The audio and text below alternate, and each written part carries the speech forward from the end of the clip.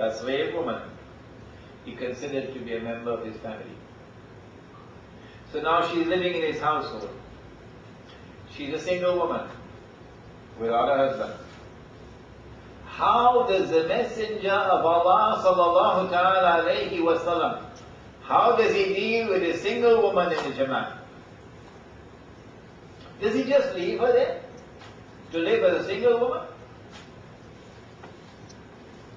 The loneliness of being a single woman? No one to maintain you? No one to guard and protect you? No one to keep you company? What does the Messenger of Allah do? What should we do? The Messenger of Allah spoke to his companions, standing around him in a circle. And he asked, who will marry her? Because there's a command in the Quran, marry the single woman amongst you. It's a command. Who will marry her? Zayd bin Haritha, adopted son of the Prophet, is a much younger man. He said, I'll marry her. He didn't take that decision because he fallen in love with her. He didn't take that decision because he was attracted to her. He didn't take that decision because he wanted her. No, he took that decision because the Messenger of Allah said, who will marry her? Somebody has to marry her. Okay, I will do it. And so I'm marrying her for Allah's sake. That's possible. And out of that marriage was born, what was his name? What was his name? Nobody attended my Sirah class? Or you forgotten? Usama. And so Usama used to be known as the grandson of the Prophet ﷺ. From this incident we know we've got a message, powerful message, that the Messenger of Allah sallallahu ta'ala alayhi wasallam placed upon the Jama'ah an obligation to ensure that single women are married if they would like to be married. If a woman says, no, I have no interest in marriage, then the Jama'ah has no obligation. But if there are women who want to be married, like a girl who wrote to me in 1995, that's 10 years ago, she wrote to me in the United States, Brother Imran, can you help me? I want to be married. Yes. 10 years of fast, I've not been able to find a husband for her. And yet I tell you, seldom have I found someone with more purity of her heart and purity of character, living in poverty. Oh, what a beautiful being she is. Brother Imran, can you help me? I want to be married. Not only is there this case, but I tell you, there are many, many, many such women who want to be married. And I have more news for you. Tomorrow will be worse than today. Among the signs of the last day, said the Prophet sallallahu ta'ala alayhi wa sallam, is not only the proliferation of alcohol, of zina, adultery and fornication, of awlad zina, bastard children being born, of knowledge being scarce, but also that one man will have to maintain how many women? 50. He didn't say one man will have to marry 50 women. So one man will have to maintain 50 women, indicating, here's a prophecy, that there is going to be an alarming, a precipitous, alarming decline in male births, in consequence of which there will be many, many, many, many more women than men in the world. What is it could possibly cause a precipitous decline in male births? My understanding, and I've asked the medical doctors to do the research in South Africa, my understanding is that something must have to happen to male sperm production. There must be some damaging impact on male sperm production.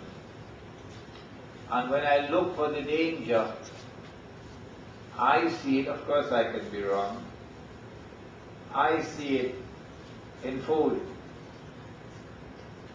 in genetically modified food, and the impact of genetically modified food on male sperm production. I also see it in environmental pollution, and I also see it in lives in which sukoon disappears, and now you only have stress. No matter which wife you have, no matter which husband you have, it's only stress. Sukoon disappears. So as we live in situations of increasing stress, as environmental pollutions impact upon us negatively, and as we consume genetically modified food, male sperm production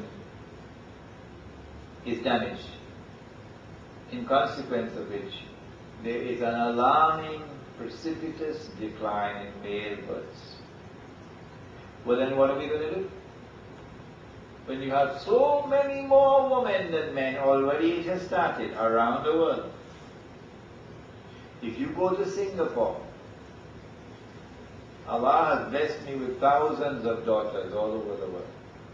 Thousands of daughters. So I have many son-in-laws to look for. But nowhere in the world do I have more daughters than in Singapore. Maulana, can you help me? I want to get married. Maulana, can you help me? And so my wife and I have to start a marriage agency,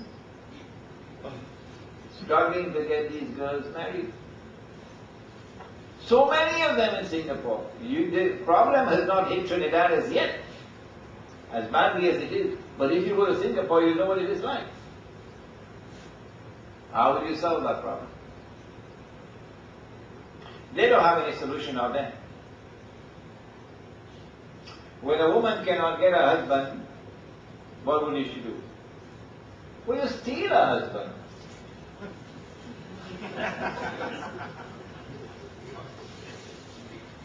That's what you do, you steal a husband.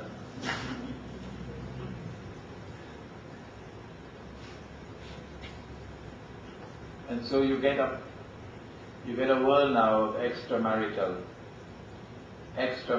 relations, fornication and adultery as a means through which you can get a husband from somebody else. Don't tell me it's not happening already, because that's the world in which we live in today already. Or there's a second possibility,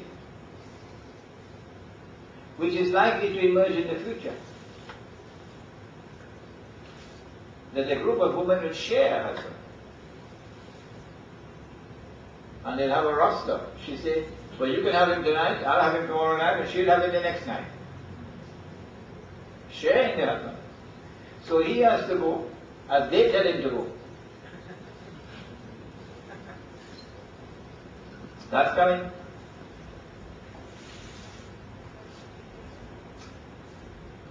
It is part of the sexual revolution, which itself has come out of the feminist revolution. which itself has come out of Dajjal. The last people to come out of Dajjal will be women. And a man would have to return to his home and tie down his wife and sister and daughter to protect them from Dajjal. What that means is that a strange philosophy will overtake the world of women. What would appear to them to be a world of progress would in fact be the road to hell. Dajjal will deceive them. That is the modern feminist revolution. And the modern feminist revolution will take the night and try to make it day. And the Prophet ﷺ prophesied that when he said that women will dress like men. We see it. Go to the bank. Any day you want, go to the bank. And you see the bank filled with women.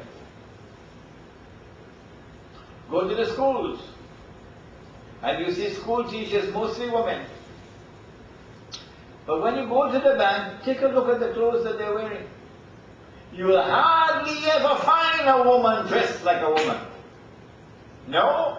What kind of clothes are you wearing? That is for parties, that is not for work. When you come to work, you must dress like a man, with masculine clothes, not them pretty feminine clothes that you have on there. So she has on a jacket, and she has trousers, and I have seen her with a tie as well. The Prophet ﷺ prophesied that as the night attempts to become day, something else will happen to the night. He says that women will be dressed and will yet be naked. Women will be dressed and will yet be naked. So the feminist revolution is going to lead, whether the women like it or not, whether they want it or not, is going to lead to a sexual revolution. Band leaders in Trinidad know carnival. The band leaders are complaining. They say we don't have enough cloth to be able to make any designs. Because the women themselves are demanding the skimpiest of costumes. That's what the band leaders are complaining of now. And as women become increasingly nude, that paves the way for the culmination of the sexual revolution. He said, sallallahu ta'ala alayhi wa sallam, this is where Dajjal is leading them. He said that people will be having sexual intercourse in public like donkeys. They're already doing that in Trinidad. Donkey sex is being simulated on the streets of Portsmouth in Carnival. Tomorrow is when the real thing. And so an overwhelming preponderance of women over men, in an age in which there is so much nudity, and an age in which there is so much sexual permissiveness, what are you going to do? What is this Muslim community going to do? What is your solution to the problem? You cannot just sit down and do nothing about it. There's only one solution. We have the solution. Nobody else has it. And that is that those men of the community who have the means to do so must marry. The Prophet, the Quran says, وَإِنْ خِفْتُمْ أَلَّا تُقْسِطُوا فِي الْيَتَامَى فَانْكِحُوا مَا طَابَ لَكُم مِنَ النِّسَاءِ مَثْنَى وَثُلَاثَ وَرُبَاعَ وَإِنْ خِفْتُمْ أَلَّا تَعْدِلُوا فَوَاحِدَةً أَوْ مَا مَلَكَتْ أَيْمَانُكُمْ إلى آخر الآية. In the battle of Badr, many men were killed. And so there are many widows with many orphans. Zakat was now used to maintain them. But the zakat budget that we have was not a budget that could take on an extraordinary situation like this. The bank will bust. When the public budget cannot handle the situation with zakat,